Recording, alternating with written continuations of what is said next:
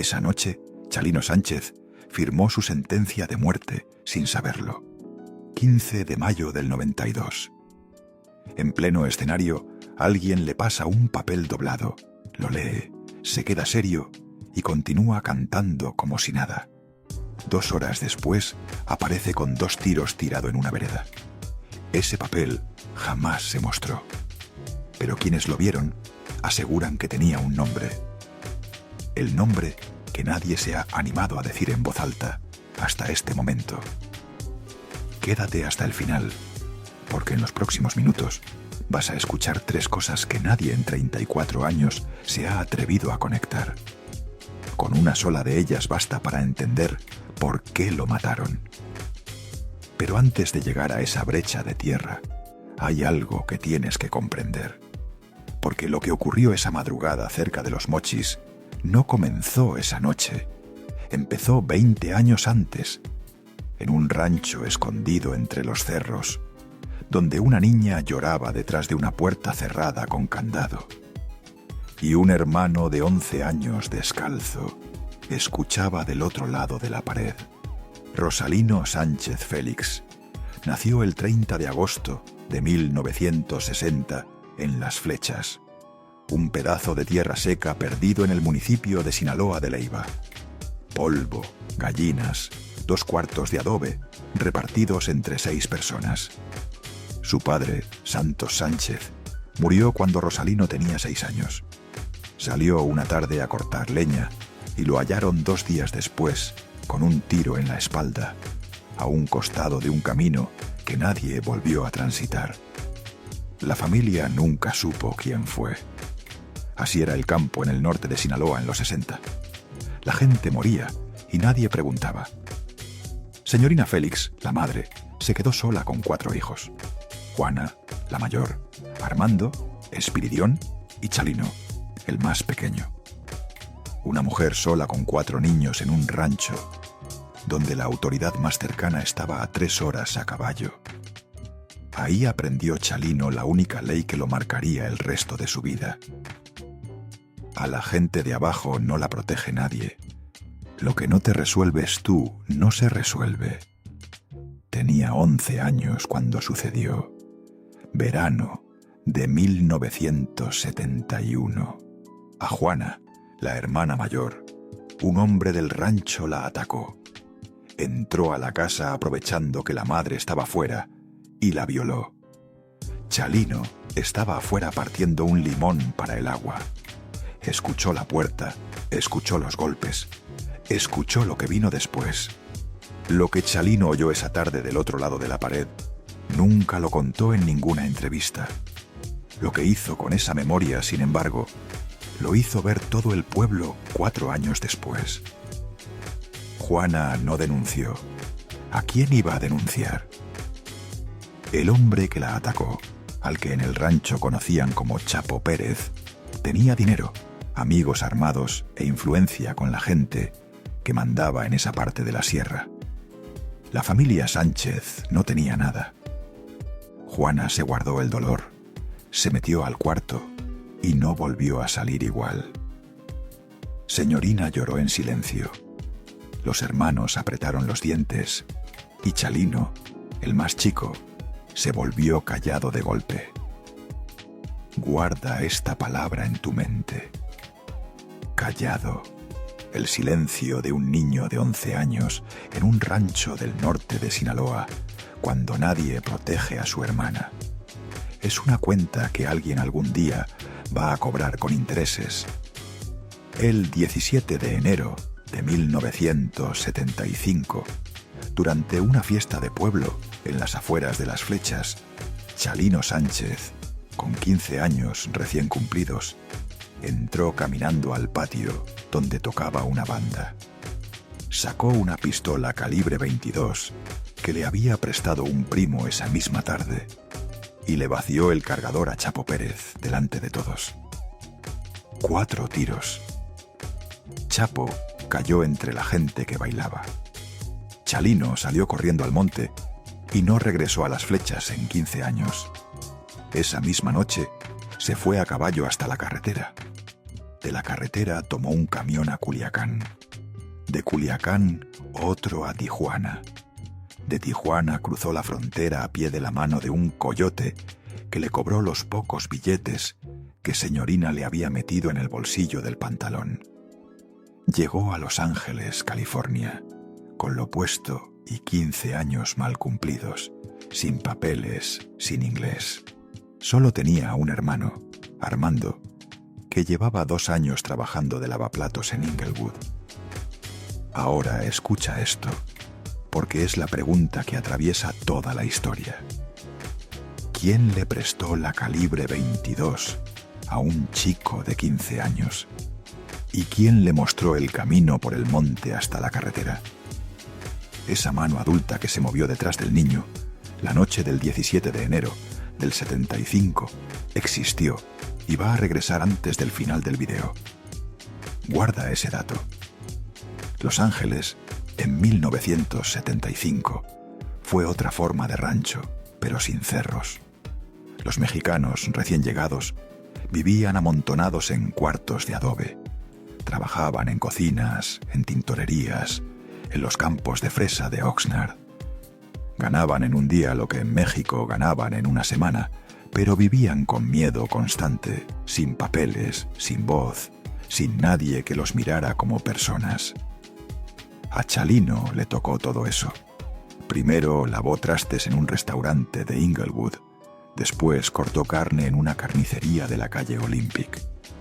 Vendió autos usados en un lote de Huntington Park. Cada trabajo le duraba poco porque llegaba sin papeles y lo corrían a la primera sospecha.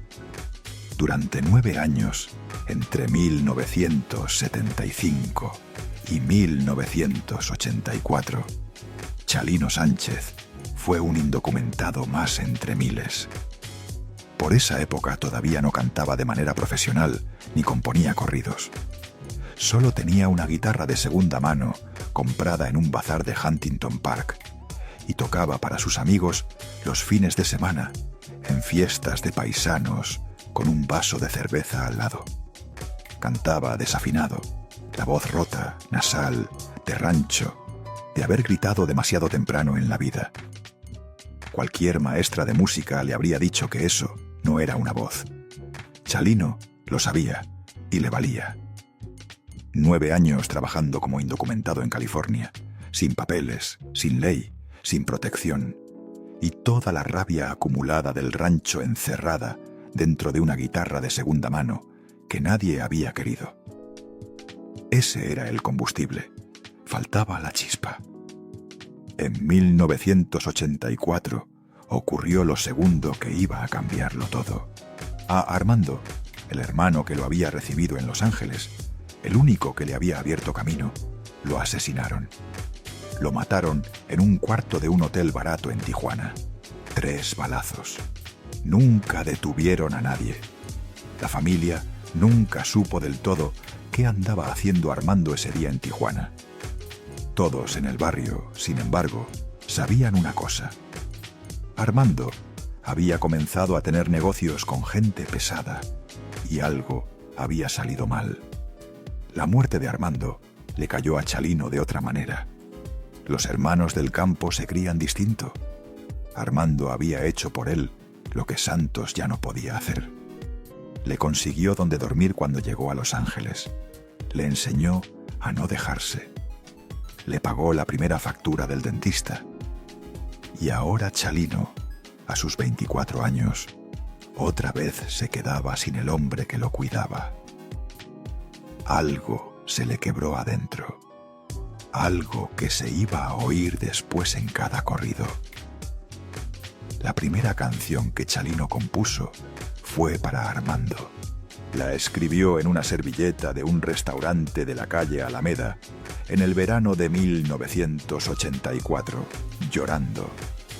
Armando Sánchez fue mi hermano. Me cuidó como un padre y me lo mataron en Tijuana sin que nadie pagara. Así comenzaba. Nunca la grabó en estudio. Esa servilleta, sin embargo, doblada en 4, amarillenta, con la tinta corrida por las lágrimas, Chalino la guardó toda su vida. la cargó en la cartera 8 años. Y esa servilleta va a reaparecer antes del final de esta historia, cuando levanten su cuerpo en una brecha cerca de Los Mochis. Ese hotel de Tijuana vuelve a aparecer antes del final del video. Lo que pasó dentro de ese cuarto en 1984 explica la brecha donde encontraron a Chalino en 1992. Nadie ha unido los dos puntos en 34 años. Esta noche los vas a unir tú. Después de sepultar a Armando, Chalino hizo algo que no había hecho nunca. Regresó a México. No a Sinaloa todavía, a Tijuana. Quería saber qué había pasado con su hermano. Quería hablar con la gente del hotel. Quería ver el cuarto donde lo mataron. Quería nombres. Y en esa búsqueda de preguntar de más en los lugares equivocados, Chalino terminó detenido por la policía de Baja California en 1985. Lo metieron a la Mesa, la penitenciaría de Tijuana, bajo cargos que nunca quedaron claros.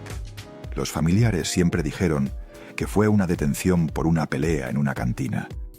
Otros, con menos ingenuidad, dijeron que lo encerraron ahí para callarlo.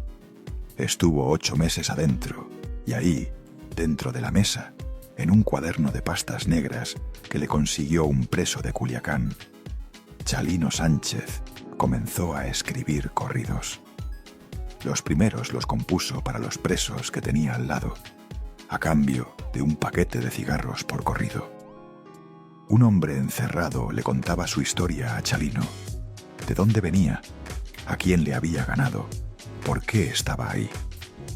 Chalino tomaba esa historia y la ponía en verso con nombres y fechas, y al día siguiente le entregaba el corrido escrito a mano, con letra torpe pero ordenada. Cada preso tenía su corrido firmado por Chalino. Cuando salían del muro, se llevaban esa hoja como si fuera un título de propiedad. Cuando Chalino salió de la cárcel en 1986, ese cuaderno de pastas negras ya tenía escritos más de 60 corridos por encargo. El cuaderno lo iba a cargar consigo hasta el día que lo mataron, 6 años después. Adentro, con letra torpe pero ordenada, estaba la lista completa de los primeros hombres que le habían pedido un corrido. Muchos, con el tiempo, se convirtieron en nombres pesados del norte de México. Esa lista, esos 60 nombres, es hoy uno de los papeles más buscados en Sinaloa desde el día que murió. Imagina por un momento que eso le ocurriera a tu propio hermano y que cuando fueras a preguntar qué pasó, te encerraran a ti en la misma cárcel donde lo habían mandado matar. Así de torcida fue la última vez que Chalino se dejó ver en Tijuana como un hombre libre. De Tijuana, Chalino regresó a Los Ángeles a finales del 86. Venía distinto. Venía con un oficio. Durante los siguientes 2 años, empezó a construir algo que contado hoy parece mentira. Consiguió una grabadora de cassette Sony portátil, de esas baratas que usaban los choferes de camiones de carga. Se metía a su carro, un Chevy Camaro azul de segunda mano. Estacionaba en un parque de Paramount. Ponía la grabadora sobre el tablero y apretaba rec hasta que se le acababa la cinta, con su guitarra, sin banda, ni producción, ni estudio detrás. Después, con las cintas recién grabadas, se iba en ese mismo Camaro a los mercados sobre ruedas de Huntington Park, de Southgate, de Pico Rivera, de Compton. Abría la cajuela, ponía las cintas encima y las vendía de a $5 cada una. Tenía un letrero hecho a mano con plumón negro. Corridos originales, $5. Cinta por cinta, cobrando en monedas, en billetes arrugados. Chalino Sánchez empezó vendiendo las primeras semanas 10 o 12 cintas por sábado.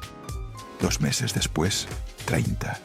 A principios de 1988, los paisanos le llegaban al Camaro antes de que él abriera la cajuela. Le dejaban mensajes en una libreta, nombres, encargos, direcciones donde entregar copias para bodas. Y pasó algo que nadie esperaba. A los paisanos les llegó.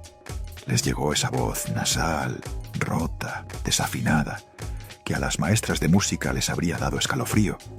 Les llegó porque sonaba a rancho, a primo, a ellos mismos. La música mexicana del norte, hasta entonces, llegaba envasada desde los canales de televisión, con sombreros impecables y orquestas pulidas. La voz de Chalino rompió ese envase por primera vez en mucho tiempo. Un cantante se parecía a la gente que lo estaba escuchando. En 1989, un productor pequeño de Paramount, Ángel Parra, lo escuchó en un tianguis y le ofreció pagar un estudio. Chalino dudó porque pensó que le querían corregir la voz. Parra le dijo una frase que Chalino repitió el resto de su vida. «No te voy a cambiar nada. Quiero que grabes igual que cantas aquí». Chalino grabó su primer disco de estudio ese año bajo el sello Cintas Acuario, dirigido por Pedro Rivera, el padre de Jenny Rivera. Y de un día para otro, el vendedor de cintas en La Cajuela pasó a ser el cantante más solicitado en las fiestas privadas de los mexicanos en California. La grabadora Sony portátil, por cierto, se quedó con él. La siguió usando 6 años más, hasta la noche del 15 de mayo del 92, cuando la llevó en el maletín a Los Mochis. ¿Dónde está hoy el cuaderno de pastas negras con los 60 nombres de la mesa? 34 años buscándolo, cero rastro. Alguien lo tiene guardado en Sinaloa. Alguien con mucho que perder si ese cuaderno aparece en público. Si este canal te está dando información que no encontrabas en ninguna parte, suscríbete. Hay más historias como esta esperando. Entre 1989 y 1991, Chalino Sánchez pasó de cantar en bodas de paisanos a cantar en fiestas privadas de gente cuyo nombre en Los Ángeles nadie pronunciaba en voz alta. Lo empezaron a contratar para quinceañeras en ranchos apartados, para bodas en casas enormes, detrás de rejas altas con guardias armados en la entrada. Le pagaban por presentación $5,000, después 10,000, después 20,000. El pago de verdad, sin embargo, no estaba en las presentaciones, estaba en los corridos por encargo. Un corrido por encargo funcionaba así. Un hombre con dinero, generalmente de Sinaloa o Durango, mandabas a alguien a buscar a Chalino. Le decían: «Mi patrón quiere un corrido con su nombre. Quiere que se diga de dónde es, qué hace, a quién le ganó, de qué ranchos es dueño». Chalino se sentaba con ese mensajero, tomaba nota en el cuaderno de pastas negras, preguntaba a detalles y a los días le entregaba el corrido escrito y grabado en un cassette maestro con la Sony portátil. El pago era siempre en efectivo, entre $3,000 y $10,000 por corrido. A veces llegaba a 20 o 30,000, cuando el encargo era delicado. Con cada nombre nuevo en el cuaderno, la lista de los 60 iniciales crecía. Esto no era secreto. Chalino lo decía en sus entrevistas sin bajar la voz, mirando de frente a la cámara. «A mí me pagan por escribir corridos. Yo los escribo. El que quiera su nombre en una canción, que pague y se la pongo». Era un trato comercial en el mundo al que Chalino estaba entrando. Sin embargo, ningún trato es solo comercial. Cada vez que ponía en una canción el nombre de un hombre, ese hombre quedaba enmarcado, famoso, reconocible en cada ranchería de México y en cada fiesta de paisanos en California.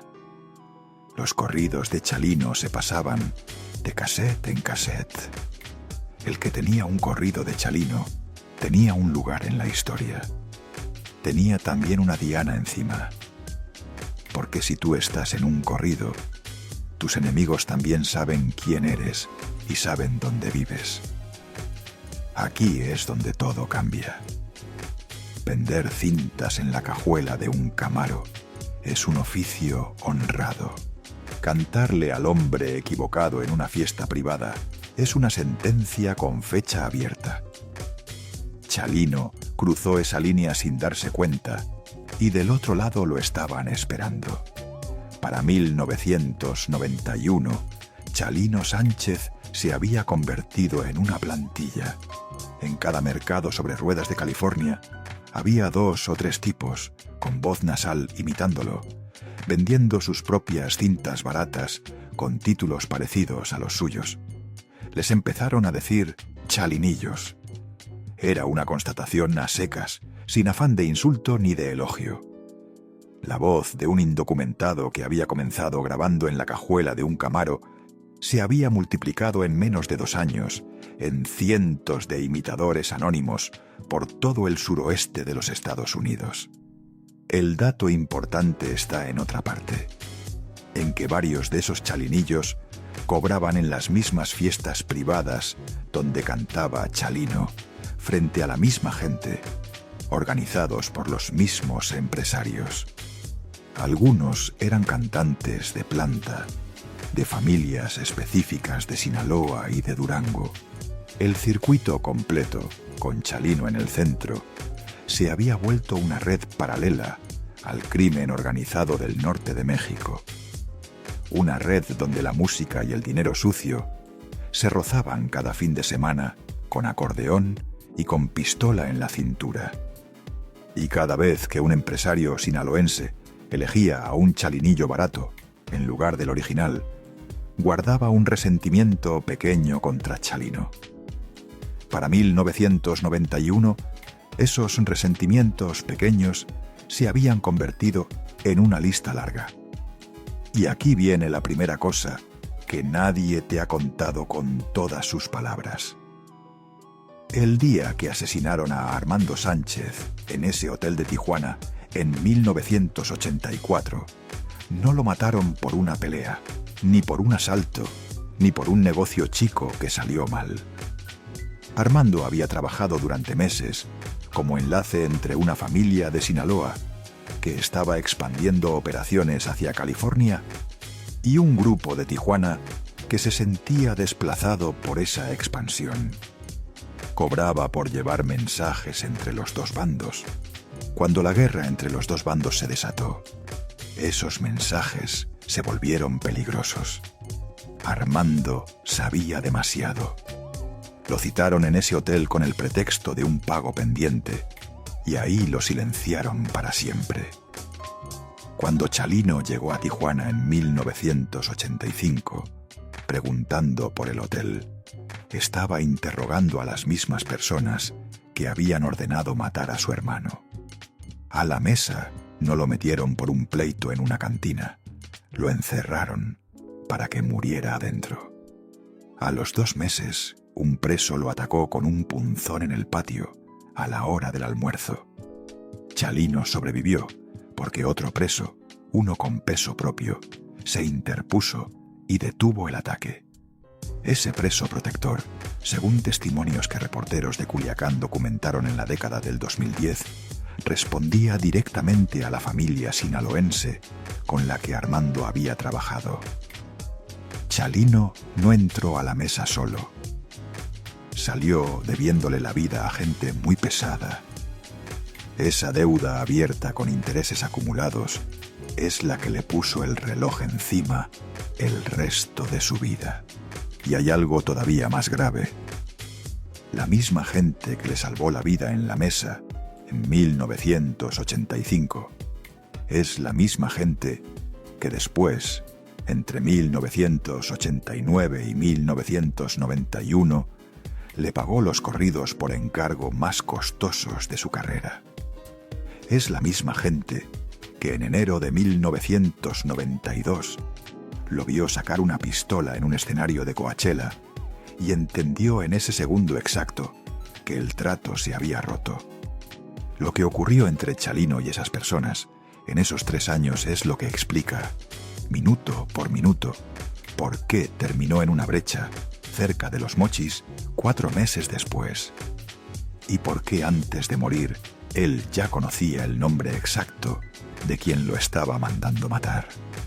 Aguanta aquí, porque lo que viene en los próximos minutos es lo que ninguna revista de espectáculos ha querido conectar. Lo vas a escuchar tú esta noche en Detrás de la Fama. Enero de 1992. Chalino Sánchez era en ese momento el cantante mexicano más popular entre los paisanos de los Estados Unidos. Llenaba salones. La gente lo paraba en la calle para pedirle autógrafos. Tenía 31 años. Tenía una esposa, Maricela Vallejos Félix, con quien llevaba 6 años casado. Tenía 2 hijos, Adán de 6 años y Cintia de 4. Había comprado una casa en Paramount, California. Con el dinero de los discos manejaba una Suburban negra del año. En el barrio, sin embargo, sabían otra cosa. Chalino dormía con una pistola debajo de la almohada y desde hacía meses no salía a ningún lado sin un primo armado al costado.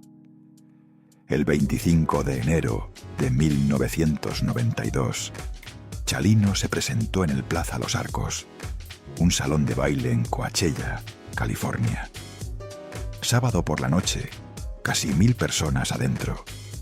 Iba por el tercer corrido de su repertorio cuando, desde el público, un hombre sacó un arma y le disparó. La primera bala le pegó en el costado derecho, la segunda en el brazo. Lo que ocurrió en los siguientes 9 segundos nunca se ha explicado del todo. Chalino, herido, soltó la guitarra, metió la mano dentro del saco, sacó una escuadra negra que traía en la funda del cinturón y comenzó a disparar de regreso desde el escenario hacia el público.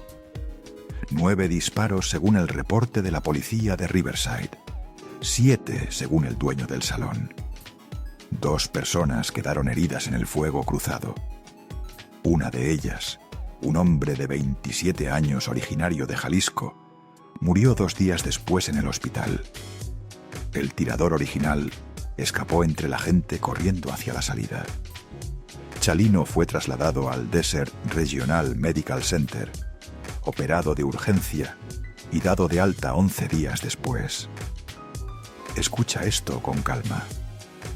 La mano que sacó la escuadra del saco esa noche en Coachella y apretó el gatillo hacia el público actuaba con los reflejos de la primera vez. La misma mano del niño de 15 años que una noche de enero del 75 apretó el gatillo de una calibre 22, prestada por un primo en una fiesta de pueblo. Lo que dispara, dispara con los reflejos de la primera vez. Chalino fue el mismo niño toda su vida.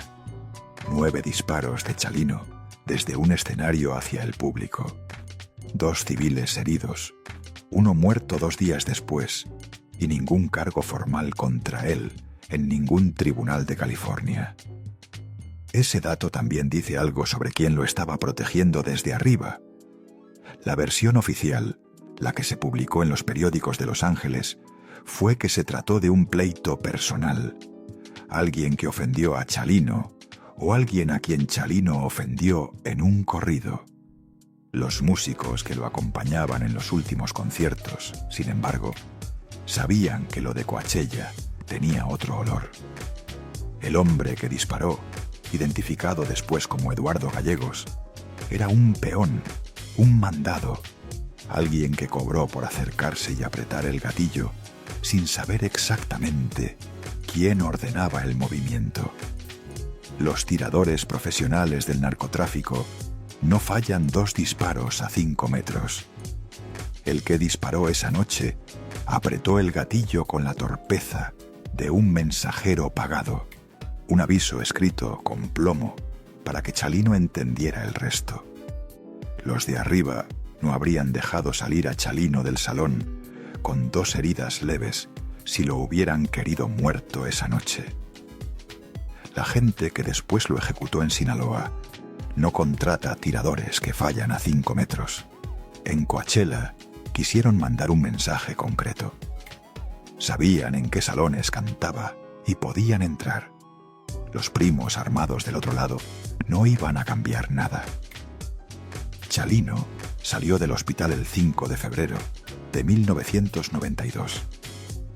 Regresó a Los Ángeles y en los siguientes 3 meses hizo algo que casi ningún cantante de su nivel se habría atrevido a hacer en esa época. Aceptó una gira por México, y no una gira cualquiera, una gira por Sinaloa. 6 fechas en 15 días, comenzando en Culiacán y cerrando en el puerto de Mazatlán. Cualquiera con ojos sabía lo que eso significaba. Sinaloa en 1992 estaba en plena guerra. El grupo de los hermanos Arellano Félix de Tijuana peleaba el control de la plaza con el grupo que operaba desde Culiacán. Cada semana había ejecuciones. Cada semana aparecía un cuerpo tirado en alguna brecha. Y a esa Sinaloa, encima de todo eso, se iba a meter Chalino Sánchez a dar 6 conciertos cantando corridos que había escrito por encargo para los 2 bandos enfrentados.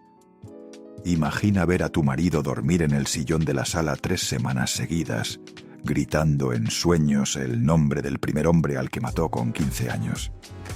Imagina saber que aún así va a subirse al avión. Eso es lo que vivió Marisela esas semanas. Marisela Vallejos Félix había nacido en Culiacán en 1965. Había conocido a Chalino en el 85, en una fiesta de paisanos en Huntington Park, cuando él todavía cantaba gratis con una guitarra prestada. Se casaron al año siguiente en una iglesia pequeña de Paramount. Para 1992 ya llevaban 6 años juntos. Ella sabía leerlo. Lo había visto llegar a las 3 de la mañana callado, con los nudillos raspados. Lo había visto guardar la pistola debajo de la almohada, revisar los cerrojos antes de dormir, cambiar de coche cada 6 meses por precaución. En los días posteriores a Coachella, sin embargo, lo vio hacer algo diferente. Según contó la propia Marisela en una entrevista con Univisión en 2012, Chalino durmió en el sillón de la sala durante 3 semanas después del atentado. Tenía pesadillas en voz alta. Gritaba el nombre de Chapo, el hombre al que había matado a los 15 años. Marisela le rogó que desapareciera con ella y los niños, que se fueran a Oaxaca, que dejaran Sinaloa y los corridos y comenzaran de cero. Chalino le contestó una frase que ella repitió en cada entrevista que dio los siguientes 30 años. Si yo me escondo, los que quedan en las flechas pagan lo mío. Y tú sabes bien que mi madre está sola. Chalino sí intentó protegerse. En febrero de 1992, presentó una demanda formal en la corte del condado de Riverside, pidiendo protección policial y señalando como posibles instigadores a personas relacionadas con la industria musical hispana de California. El expediente fue archivado en marzo por falta de evidencia admisible. Los nombres específicos que Chalino señaló en la demanda siguen hasta hoy tachados con marcador negro en la copia pública del expediente. Sus compadres también le rogaron que cancelara la gira. Nacho Hernández se ofreció a acompañarlo a Sinaloa con un grupo de paisanos armados. Chalino rechazó la oferta. Le dijo a Nacho, según el propio Nacho contó en 2022, si llego con pistoleros, meto en el pleito a los muchachos. Mejor que me salga con lo mío. Otro compadre al que Marisela identificó después, solo como el Güero, le ofreció un escondite en Fresno, en casa de un primo suyo. Chalino rechazó la oferta esa misma tarde. Ya no es asunto de esconderse, le dijo. Aguanta 5 minutos más. Lo que viene a continuación es la semana más documentada de la vida de Chalino. día a día, gesto a gesto, llamada a llamada. Y cada detalle que vas a escuchar es lo que él estaba haciendo, sabiendo que se iba a morir. Los últimos días de Chalino, antes de subirse al avión a Culiacán, están documentados con una precisión que, vista desde hoy, incomoda. Él no quiso dejar registro, y aún así las personas que lo rodearon esa semana se dieron cuenta con los años de que cada gesto que le vieron hacer era un gesto de despedida. El 8 de mayo de 1992, una semana antes del viaje, Chalino cenó con Pedro Rivera en un restaurante mexicano de la calle Firestone, en Southgate. Pedro Rivera ha contado esa cena en varias entrevistas a lo largo de los años. Le dijo a Chalino: «Pospon la gira 6 meses. Yo te cubro los gastos. Te presento en Miami, en Nueva York, donde tú quieras, pero no vayas a Sinaloa». Chalino le contestó: «Si pospongo, los que están esperando allá se ponen nerviosos, y cuando esa gente se pone nerviosa, alguien paga. Mejor que sea yo». Pedro Rivera escribió después que esa fue la última vez que vio a Chalino como un hombre libre. El 12 de mayo, 3 días antes del viaje, Chalino pasó varias horas encerrado en el estudio de cintas Acuario en Paramount. Según testimonios de personas que trabajaban en el estudio en esa fecha, grabó varias tomas de una canción sin título, solo con guitarra y voz. El material nunca apareció en ninguna recopilación oficial después de su muerte. La familia, consultada años después, siempre evitó responder sobre si existe o no una cinta final. La respuesta más reciente la dio Marisela en 2017. Dijo, sin aclarar nada: «Eso es entre él y la madre de él. Fíjate bien en este dato. Del 12 al 15 de mayo, Chalino realizó 8 llamadas telefónicas de larga distancia a California. Los registros del hotel lo confirmaron después. Ninguna de esas llamadas duró menos de 40 minutos. El hombre sabía que le quedaban horas y las estaba gastando donde importaban. El 13 de mayo, Chalino aterrizó en Culiacán a las 11 de la mañana. Esa tarde dio su primer concierto de la gira en un salón de Guasave llamado El Coloso. Concierto corto de 1:15, sin incidentes visibles. A la medianoche regresó al hotel donde se hospedaba, el San Marcos, en la carretera a Los Mochis. Llamó a Marisela a California. La conversación duró más de 3/4 de hora.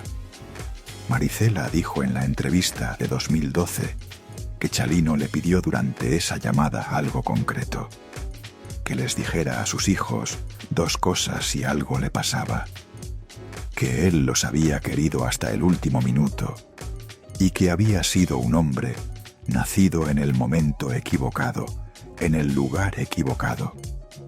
El 14 de mayo dio el segundo concierto de la gira en un palenque en Guamúchil. Al terminar, según los músicos de la banda, que ese viaje grababan todo en una cámara de video casera que ahora está perdida, Chalino se quedó en el camerino durante casi 1 hora sin hablar. Cuando por fin salió, le pidió al chófer que condujera directo a Los Mochis esa misma madrugada, sin detenerse en ningún hotel. Llegaron al Salón Bugambilia a las 4 de la mañana del 15 de mayo. Chalino durmió 6 horas en un cuarto detrás del escenario sin desvestirse. El primer ensayo de la banda para el concierto de esa noche fue a las 11 de la mañana. Duró 20 minutos. Chalino le dijo al director musical una frase que el propio director contó en una entrevista en 1995. «Esta noche canto lo que me salga. No me sigan, acompáñenme nada más». Y aquí empieza la parte que los periódicos nunca contaron. La razón por la que Chalino subió a ese avión el 13 de mayo del 92 era otra. más antigua que su carrera entera, más antigua que los corridos por encargo, más antigua que Coachella. Venía desde el 71. En 30 segundos lo vas a entender. Chalino sabía que se iba a morir. Esa es la primera cosa que hay que entender sin endulzar. Lo sabía con la misma certeza con que uno sabe que el invierno llega cada año. En abril de 1992, a un mes de su último viaje, Chalino le dijo a su compadre Nacho Hernández, en una reunión privada en un restaurante de Huntington Park, una frase que Nacho recordó palabra por palabra décadas después. «Si me voy a Sinaloa, no vuelvo». Lo dijo mirando el café sin tocarlo. Nacho intentó convencerlo de cancelar. Chalino le respondió: «Ya no depende de mí». Esa conversación Nacho la narró en 2022, en una emisora de radio en español de Los Ángeles, 30 años después de la muerte de su compadre. Y Chalino sabía algo más que casi nadie ha unido hasta ahora. Esa gira por Sinaloa tenía apariencia de gira musical. Por dentro era otra cosa. La familia de Chalino en Las Flechas seguía viviendo en el mismo rancho de 1971. Señorina, la madre, seguía ahí con casi 70 años. Los sobrinos, Juana. Y entre 1989 y 1991, mientras Chalino cantaba en Los Ángeles y cobraba corridos por encargo, alguien había comenzado a presionar a esa familia en Sinaloa para cobrar cuentas viejas. Viejas de enero del 75. Viejas de la noche en que cayó Chapo Pérez en aquella fiesta. A Chalino lo llamaron a Sinaloa con el pretexto de 6 conciertos. Detrás del pretexto había una cuenta muy vieja que alguien quería cerrar. O iba o lo arreglaban por lo bajito. Él eligió. Esto lo confirmaron años después, en entrevistas cruzadas, 2 personas que lo conocían de cerca. Su primo, Elpidio, en una entrevista grabada en 2017 para un canal de televisión de Culiacán, y Pedro Rivera, el productor, en su autobiografía, publicada en Los Ángeles en 2019. Los dos dijeron con palabras distintas lo mismo. Chalino se fue a Sinaloa en mayo de 1992, porque después de lo de Coachella le habían enviado el mensaje final. Ir era morir. No ir era que murieran otros. Él eligió el único camino que sentía suyo y se subió al avión. ¿Quién era ese lo bajito que amenazaban tocar si él no iba? Faltan minutos para que lo sepas. Esto es lo que no aparece en ninguna biografía oficial. No apagues. Chalino aterrizó en Culiacán el 13 de mayo de 1992. Llevaba con él a su hermano Espiridión, al primo Pedro, a un chofer y a 2 músicos de su banda, Los Amables del Norte. 6 personas en total. Viajaba con la guitarra, un maletín con ropa para una semana y la grabadora Sony portátil, la misma del Chevy Camaro, la que usaba para recibir corridos nuevos por encargo en el camino. En ese mismo maletín, doblada en 4, amarillenta, viajaba también la servilleta con el corrido de Armando. Chalino la metió antes de cerrar la maleta. La llevó a Sinaloa con él como quien lleva un rezo. 8 años cargando esa servilleta. 8 años sin dejar que Armando se fuera del todo. El 13 de mayo dio un concierto en un salón de Guasave. El 14 de mayo, otro en un palenque en Guamúchil. El 15 de mayo, a las 10 de la noche, comenzó el tercer concierto de la gira en el Salón Bugambilia en Los Mochis, Sinaloa. Capacidad 100 personas. Entrada llena desde 2 horas antes. A los que estaban ahí esa noche les quedó grabado lo mismo. Chalino cantó distinto. Los corridos le salieron despacio, con pausas largas, con la mirada fija en personas específicas de la primera fila. Se tomaba tiempo entre canción y canción. Miraba al público como quien se despide de cada uno por su nombre. El sonidista, un señor de los Mochis llamado Arturo Beltrán, dijo en una entrevista grabada en 1994, 2 años después: Chalino cantaba como un hombre que ya no está aquí, como uno que les está dejando las canciones a los demás antes de irse. Lo que vino después fue peor, mucho peor. Y lo más frío de toda esta historia es que Chalino lo vio venir canción por canción, y aún así siguió cantando hasta la última. A la 1:20 de la madrugada del 16 de mayo, mientras Chalino interpretaba un corrido nuevo que había terminado de escribir esa misma tarde, un hombre se acercó al escenario desde la primera fila. Le hizo una seña con la mano derecha y le entregó un papel doblado en 4. Chalino se arrodilló en el borde del escenario, recibió el papel, lo abrió, lo leyó en silencio, se levantó y siguió cantando. Se quedó en la misma canción, continuó con la siguiente. Miraba fijamente al vacío sobre las cabezas del público. Los que estaban cerca del escenario dicen que en ese instante la cara de Chalino se puso blanca como una servilleta de papel. El cuerpo, sin embargo, no dejó de cantar.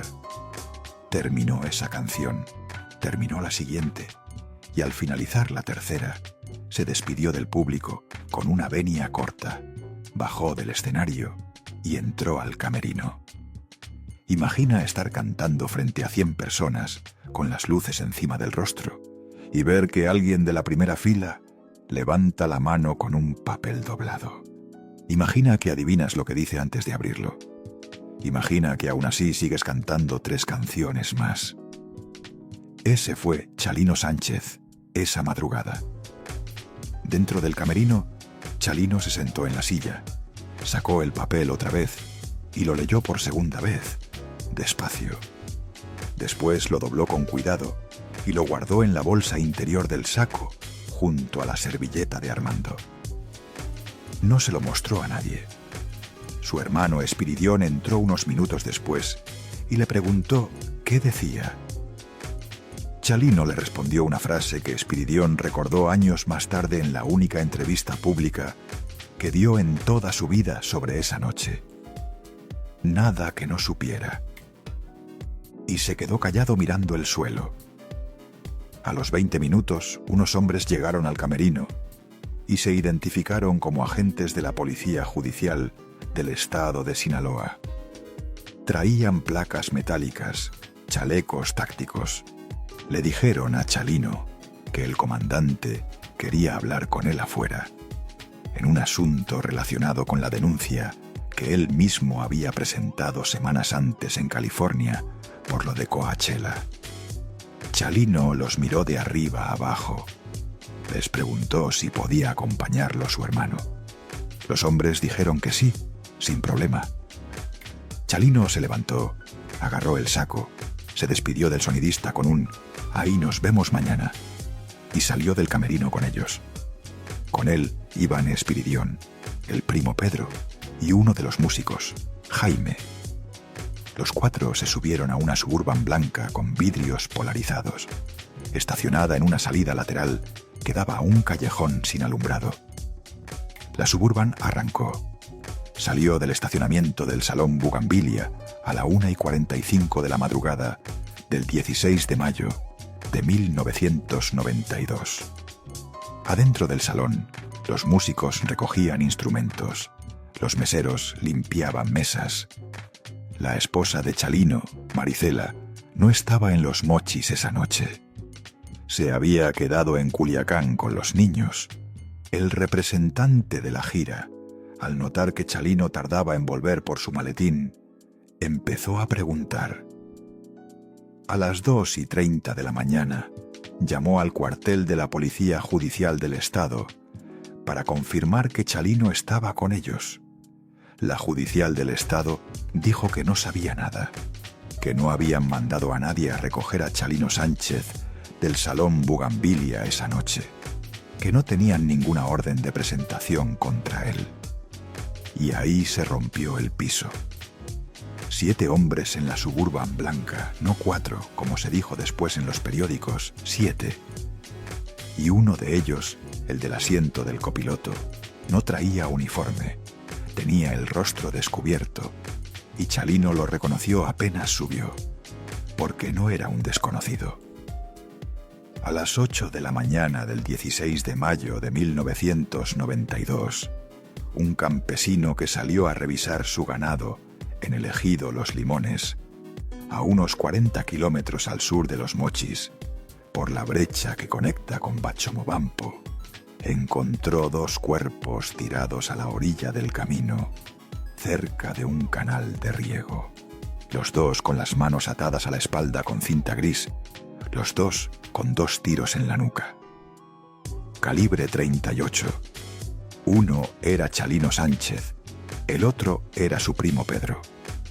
Al hermano Espiridión y al músico Jaime los hallaron vivos a 6 kilómetros, caminando descalzos por la carretera, con las manos atadas al frente.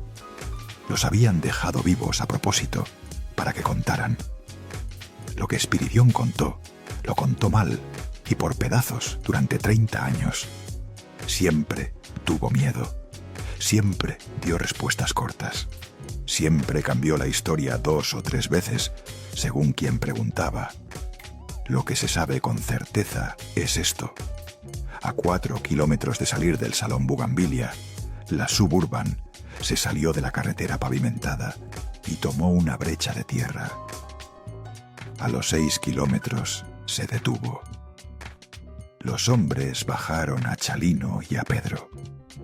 A Espiridión y al músico los mantuvieron arriba, boca abajo sobre el asiento trasero.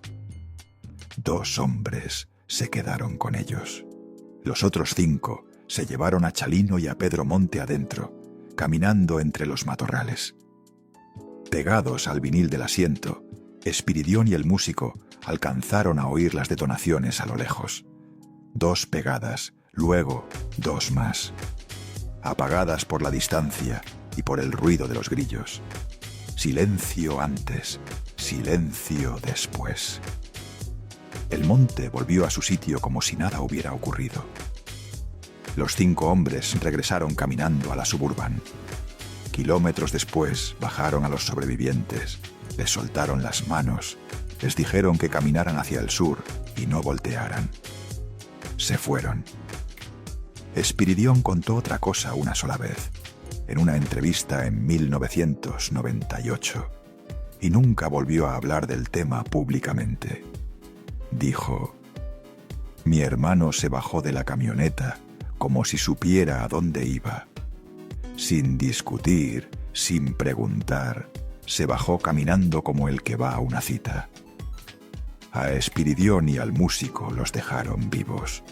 En el mundo de Chalino, dejar testigos con vida es una elección calculada para que la historia se cuente exactamente como ellos quieren que se cuente. Y así se contó, con sus agujeros y sus silencios, durante 34 años. Durante más de 3 décadas, el asesinato de Chalino Sánchez quedó oficialmente como un crimen sin resolver. Nunca hubo un detenido, un juicio, ni una sentencia formal. La Procuraduría del Estado de Sinaloa cerró el caso en 1996 por falta de pruebas y testigos dispuestos a declarar. La familia nunca volvió a insistir en el expediente. Maricela, la viuda, se llevó a sus 2 hijos a California y no regresó a Sinaloa en 10 años. Espiridión, el hermano sobreviviente, se fue a vivir a un rancho pequeño en las afueras de Culiacán y murió de diabetes en 2010, sin volver a decir una palabra pública sobre esa noche. Lo que sí pasó, sin embargo, y lo que hoy se puede reconstruir, conectando fragmentos sueltos que fueron apareciendo por separado en entrevistas publicadas en años distintos, en declaraciones judiciales de otros casos, en reportajes de periódicos de Sinaloa y de California, es esto: Aguanta 2 minutos más. Lo que viene ahora es el documento más buscado de Sinaloa desde 1992. Las 3 líneas que llevaban 34 años encerradas. Esta noche aquí las vas a escuchar por primera vez. Lo más grave de toda esta historia es lo que nunca llegó al expediente. El papel que le entregaron a Chalino esa noche en el Salón Bugambilia desapareció antes del amanecer. Los peritos lo buscaron en el cadáver, en el camerino, en el saco doblado sobre la silla. No estaba. Lo extrajeron antes de que alguien más pudiera leerlo. Los mismos hombres que se llevaron a Chalino sabían exactamente qué decía, porque ellos mismos lo habían redactado esa tarde. Lo que estaba escrito en ese papel, según testigos que pidieron no ser nombrados y que hablaron en años distintos, el primero en 2003, con una reportera de Culiacán llamada Adela Navarro, en una conversación que nunca se publicó entera, y el segundo en 2015, con un documentalista sinaloense que viajó a grabar a los viejos del rancho, tenía 3 líneas cortas. Primera línea, un nombre de varón, un solo nombre sin apellido, escrito con letra de imprenta cuidadosa. Segunda línea, una sola palabra, ahora.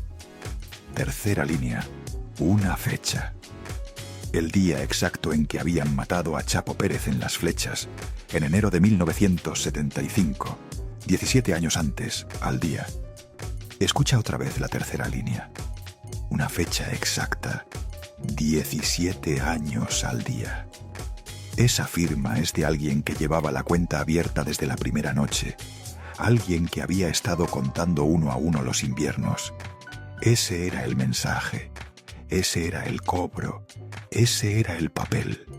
Quien mandó ese papel al escenario esa noche le estaba diciendo a Chalino, con toda la elegancia brutal con que se mandan los mensajes en Sinaloa, una sola cosa. Llevas 17 años viviendo prestado. Esta noche se acaba el plazo. Te estoy dando el nombre del que viene por ti para que entiendas que no es casualidad, para que entiendas de dónde viene la deuda y para que entiendas que ya no hay a dónde correr. En la primera línea aparecía un nombre de pila sin apellido. Ese nombre pertenecía a un primo de Chalino, uno de los 4 hombres que en enero del 75 habían ayudado a Chalino a escapar de Las Flechas después de matar a Chapo Pérez. El primo que le había prestado la pistola calibre 22.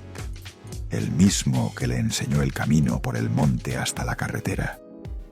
El mismo que en los años siguientes se fue convirtiendo dentro de Sinaloa en alguien con peso propio y que en 1992 se había pasado del bando de los que protegían a Chalino al bando de los que querían cobrarle.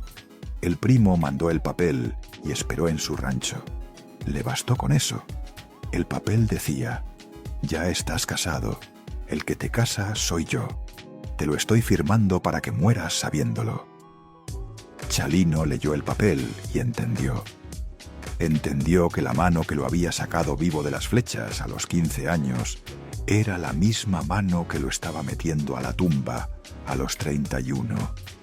Que la mano que le había salvado la vida en enero del 75 le había administrado esos 17 años como un préstamo con intereses compuestos y venía a cobrar principal e intereses completos de una sola sentada. Pelear no iba a servir, correr no iba a servir. Si esa noche él se negaba, al amanecer iban a pasar por Señorina, por Juana, por los sobrinos, por todos los que quedaban en Las Flechas. Esa era la condición del cobro.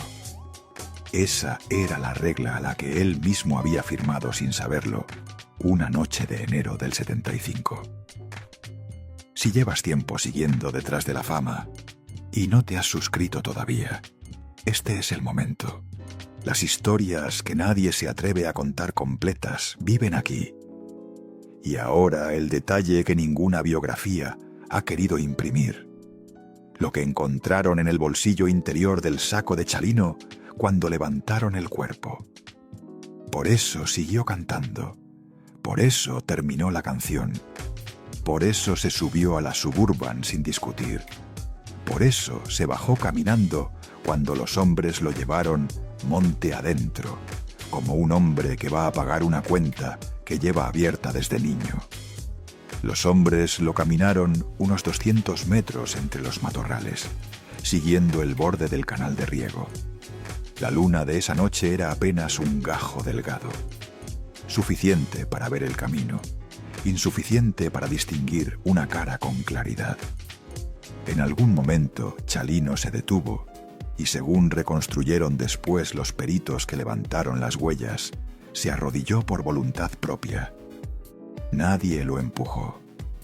Las marcas en la tierra mostraban que bajó despacio, dejando la rodilla derecha primero. A 3 pasos de él, el primo Pedro hizo lo mismo. 2 tiros al primer cuerpo, 2 tiros al segundo, 4 disparos. El mismo número exacto de disparos que Chalino había hecho aquella noche de enero de 1975 en una fiesta de pueblo en Las Flechas contra Chapo Pérez. La simetría de la deuda se cerró al tiro.